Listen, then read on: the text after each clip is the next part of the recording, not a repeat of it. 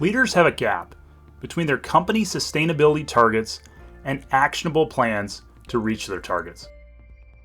There are a ton of different sustainability targets, and it can be a lot to wrap your head around. My name is William Crane. I'm the CEO of OrbAid. And in this how-to, understand your baseline, we're going to help you get a foundation for where your company's sustainability project plan is at and how you can identify and close the gap between your company's emission reduction targets and an actual plan that achieves your targets, all while increasing your business profits and environmental impact. You ready? Let's get into it. Sustainability targets can come in a number of forms. One basic way to break it down is this: greenhouse gas reduction targets and non-greenhouse gas reduction targets. On the one hand, you have greenhouse gas reduction targets, meaning the annual amount of carbon dioxide equivalent gases your company desires to produce at some point in the future. An example is your company's long-term greenhouse gas reduction target. It's most commonly developed with the Science Based Target Initiative's framework. On the other hand, you have non-greenhouse gas reduction targets, meaning the annual amount of a non-emissions target your company would like to reach at some point in the future. Examples of these include the UN's Sustainable Development Goals, such as liters of water conserved, or company-specific targets like tons of single-use plastic packaging reduced. For the purpose of this how-to, we'll focus on the most common sustainability target, greenhouse gas reduction.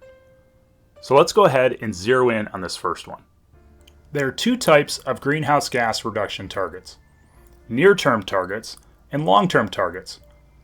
Near-term targets meaning the company's annual greenhouse gas inventory reduction that is achieved 5 to 10 years from a company's greenhouse gas inventory in their baseline year.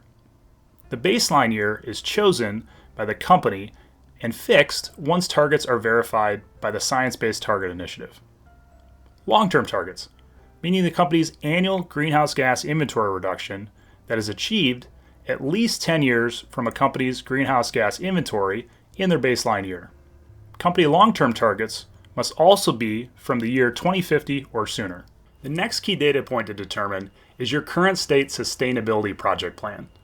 Like sustainability targets, project plans advance a wide number of targets. For the purpose of this how-to, we will focus on the most common sustainability project type, greenhouse gas reduction projects. If you set a greenhouse gas reduction target, the chances are high that you and your team have developed a sustainability project plan to lower your annual emissions by some amount. Knowing if your plan is on track is key for both forecasting and maintaining success. To accomplish this, calculate the required average greenhouse gas emissions reduced per sustainability project. First, total the estimated annual greenhouse gas inventory reduction for all of your projects in your current project plan. Next, total the number of projects in your project plan. Lastly, divide the estimated total greenhouse gas emissions reduction by the total number of projects. This will give you a key metric, the average number of greenhouse gas emissions reduced per company sustainability project. Many business leaders need to increase both the number and the size of their sustainability projects in order to chart a sustainable business path forward to reach their targets. Now that you know your company's current state project plan, including your greenhouse gas reduction targets, baseline greenhouse gas inventory, and the average greenhouse gas emissions reduced per sustainability project, you can then calculate the gap between your project plan and your target. Calculating your company's gap is simply company greenhouse gas emissions forecast in the target year minus your project plan minus your greenhouse gas emissions target. You'll likely quickly realize that your company has a large gap between your greenhouse gas reduction target and an actionable plan to reach your target. Don't worry, you're not alone, and you can close the gap quickly and increase your earnings in the process. To quickly assemble a future state sustainability project plan that gets approved and generates results, you need to know several key requirements: number of projects, people support, timeline, investment, and return. Number of projects. It is key to determine the number of greenhouse gas reduction projects your company needs to complete to meet your greenhouse gas reduction targets. Like all business projects, not all greenhouse gas reduction projects will meet their targets. It is best to add 10% additional projects as a buffer to reduce your project plan risk. People support. Determine the average number of projects that can be completed per employee.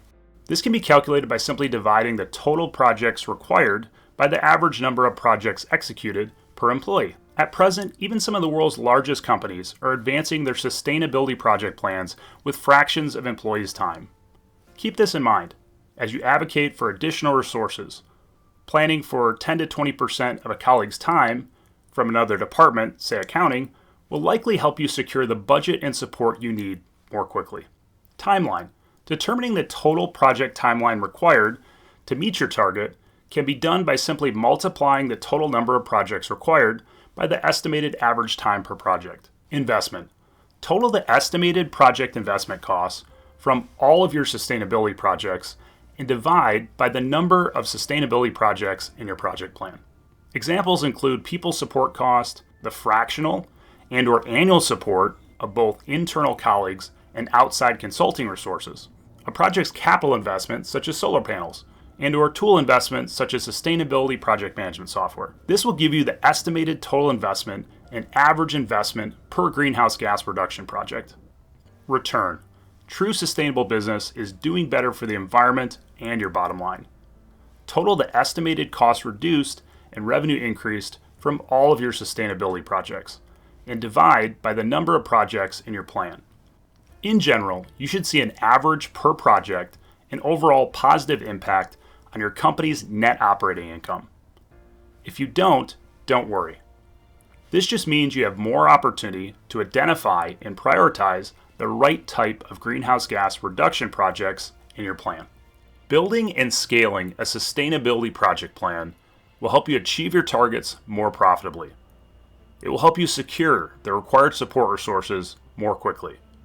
Further, a sustainability project plan will foster a business competitive advantage for your company, enabling you to not only green your bottom line, but outpace the competition.